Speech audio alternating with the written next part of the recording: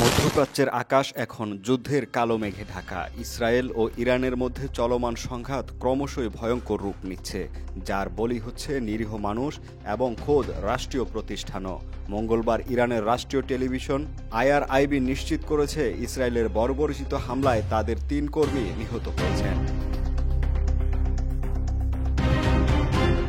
এর আগে ২ কর্মী নিহতের খবর এলেও মৃতের সংখ্যা বেড়ে যাওয়ায় শোক আর ক্ষোভের ঢেউ আছড়ে পড়েছে ইরানে। সোমবার ইসরায়েলি বাহিনী ইরানের রাজধানী তেহরানে অবস্থিত IRIBর সদর দপ্তরে সরাসরি হামলা চালায়। এই কাপুরুষোচিত হামলায় IRIBর বার্তা সম্পাদক লিমা রেজোপুর এবং সচিবালয় শাখার কর্মী মাসুমে আজিমি সহ মোট ৩ জনের প্রাণহানি ঘটেছে। আহত হয়েছেন আরও বেশ কয়েকজন।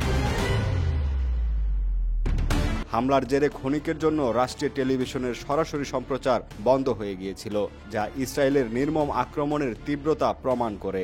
এই হামলার ঠিক আগে ইসরায়েলের প্রতিরক্ষামন্ত্রী ইসরায়েল কাজত উদ্ধত্তের সঙ্গে বলেছিলেন, ইরানি প্রচারণা ও উস্কানির মুখপাত্র ধ্বংসের পথে রয়েছে। তার এই উক্তি যেন স্পষ্ট ইসরায়েল ইচ্ছাকৃতভাবে সংবাদ মাধ্যমকে টার্গেট করেছে, যা যুদ্ধ অপরাধের শামিল।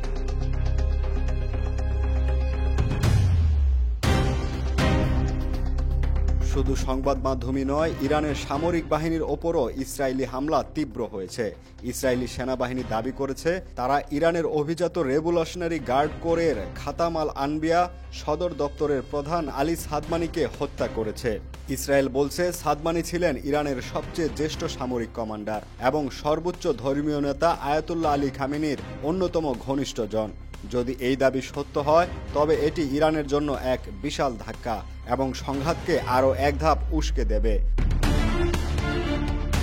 উল্লেখ্য, গত শুক্রবার খাতাম আল আনবিয়া সদর দপ্তরের তৎকালীন প্রধান গোলাম আলী রাশিদকেও হত্যা করার দাবি করেছিল ইসরায়েল। ইসরায়েলের এই একের পর এক আক্রমণ, যার লক্ষ্যবস্তু নিরীহ সংবাদকর্মী থেকে শুরু করে উচ্চপদস্থ সামরিক কর্মকর্তা, মধ্যপ্রাচ্যকে এক ভয়াবহ অস্থিতিশীলতার মুখে ঠেলে দিচ্ছে। এই আগ্রাসন কি বিশ্ববাসী শুধু নীরব দর্শক হয়ে দেখবে, নাকি এই উন্মুক্ত রক্তপাত বন্ধে কার্যকর পদক্ষেপ নেবে? মানবতা আজ প্রশ্নের মুখে।